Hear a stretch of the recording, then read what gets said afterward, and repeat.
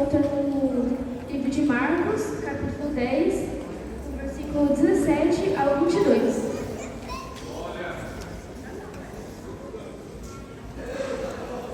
Já vou estar lendo.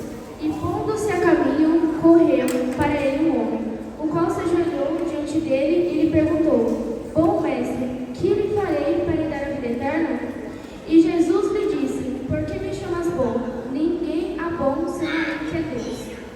Tu sabes os mandamentos: não adulterarás, não matarás, não furtarás, não darás falso testemunho, não defraudarás ninguém, honra teu pai e a tua mãe. E ele, porém, respondendo, lhe disse: Mestre, tudo isso guardei desde a minha mocidade. E Jesus, olhando para ele, o amou e lhe disse: Ainda falta-te uma coisa. Vai e vende tudo quanto tens e dá aos pobres, e terás um tesouro no céu. E depois vem e segue. Meus irmãos, eu quero fazer uma pergunta para os senhores essa noite. Que lugar o dinheiro ocupa na sua vida? Porque hoje em dia nós precisamos do dinheiro para tudo praticamente. Nós não podemos viver sem o dinheiro atualmente, né? Mas algumas pessoas, elas olham o dinheiro como um Deus para elas. E isso é muito grave. E Jesus, ele fala no sermão que ninguém pode servir a dois senhores. Ninguém pode servir a Deus e ninguém pode servir o dinheiro ao mesmo tempo. E Jesus estava querendo dizer com isso que muitas pessoas, elas olhavam o dinheiro como um senhor para a vida delas. E o grande problema não é você possuir o dinheiro, mas sim você ser possuído por ele, quando o dinheiro começa a te dominar. E é muito interessante nessa passagem que aquele jovem vai até Jesus, ele se prostra, ele se humilha diante de Jesus, mas ele sai perto onde chegou. Esse jovem ele faz uma pergunta importante para uma pessoa importante e ele recebe uma resposta. Mas diante dessa resposta, ele toma uma atitude errada e ele sai triste porque era dono de muitas propriedades. E aquele jovem, ele era rico, porém ele é insatisfeito. Aquele jovem, ele estava começando a sua vida agora. A Bíblia fala que a juventude, ela podia vir até os 40 anos de idade. Então, podemos dizer que aquele jovem, ele já era um jovem mais maduro. Ele podia ser um líder de uma sinagoga ou de alguma coisa. E aquele jovem, ele podia começar a sua vida ali nos pés do Senhor, servindo ao Senhor e dando frutos ao Senhor. Mas ele não fez isso. E apesar dele ser rico, apesar dele ser jovem, ele tinha no seu coração, ele estava com o seu coração insatisfeito, com sua alma vazia, e ele faz uma pergunta ao Senhor: o que ainda me falta, Senhor? E ele percebe que além de ser bom, além de dizer, que ele era um guardador da lei, além de dizer que ele era rico, além de dizer que ele podia ser um modelo naquela para se servir, ele estava com sua vida insatisfeita e que o dinheiro ou qualquer outra coisa não podia preencher. E muitas vezes quando as pessoas vão até Jesus naquela época, elas vinham para pedir uma cura, um milagre, uma bênção, mas aquele jovem não, ele vai para pedir uma pergunta, ele vai pedir porque ele tem sede da salvação. E ele sabia que nada nessa vida podia preencher o que vai ser nossa alma, senão só Jesus. E ele foi até Jesus com pressa, diz o verso, e pondo-se a caminho, correu para ele um homem. Naquela época, irmãos,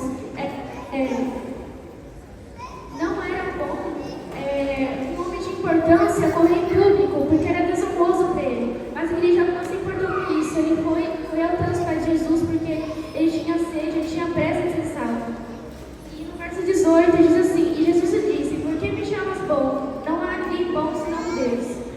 Jesus fala isso não porque ele não era bom e nem porque ele era Deus, mas porque ele fala assim: bom mestre. Então aquele jovem enxergava Jesus somente como um bom mestre, somente como um Senhor. E quando Jesus fala isso, ele fala para que ele reconhecesse que Jesus era o Deus, o Senhor dos Senhores. No verso 17 diz assim: Que farei para lhe dar a vida eterna? Aquele jovem, ele achava que a vida eterna é fruto daquilo que ele fazia para Deus, mas não. E não do que Deus já fez por nós na cruz. E isso separa o cristianismo de todas as religiões, porque as outras religiões, elas pregam que você tem que fazer algo para ser salvo.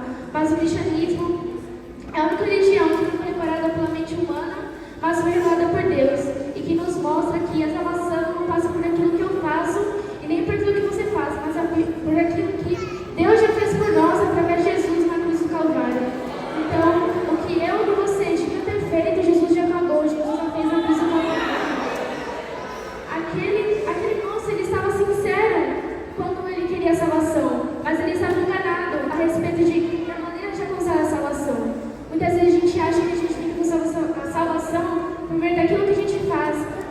por meio da graça que Deus já nos deu. Aquele moço, ele pensava que guardava os mandamentos, mas ele desobedeceu os dois principais, que era amarás o teu Deus acima de todas as coisas e o teu próximo como a ti mesmo. Quando Jesus dava uma ordem para ele, vai, vende tudo que tem e depois me segue, ele não obedeceu essa ordem. Então, ele desobedeceu os mandamentos. Ele nem amava Deus acima de todas as coisas e nem o teu próximo. E Jesus está dizendo que o dinheiro é uma coisa, pecado. Mas Jesus conhece o coração e sabia que aquele jovem, ele sabia que aquele jovem, o Deus daquele jovem era o dinheiro. Então, enquanto aquele jovem não abandonasse as riquezas, não abandonasse aquele ídolo que ele tinha, ele não podia servir a Deus verdadeiramente. Jesus, ele enxerga o vazio daquele homem e dá 5 ordens para ele. Vai, vende, dá aos pobres e depois vem e segue. E aquele jovem, ele inconformado com a ordem, ele saiu triste. E ele perdeu o céu quando não pôde levar nenhum centavo para a sua sepultura.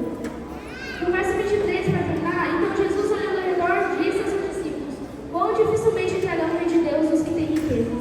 Jesus não está falando que quem tem riquezas vai para o inferno. Não, mas aqueles que confiam nas riquezas e decidem confiar no Senhor. E eu faço uma pergunta para vocês. Igual Jesus falou para aquele jovem rico, ainda falta de uma coisa. O que te falta ainda para você servir a Deus de todo o seu coração? Essa palavra nos dá uma lição que as coisas terrenas, materiais, elas nos afastam de Deus e pode nos fazer perder essa noção. Isso não significa que nós devemos vender tudo que nós temos, mas devemos estar dispostos a priorizar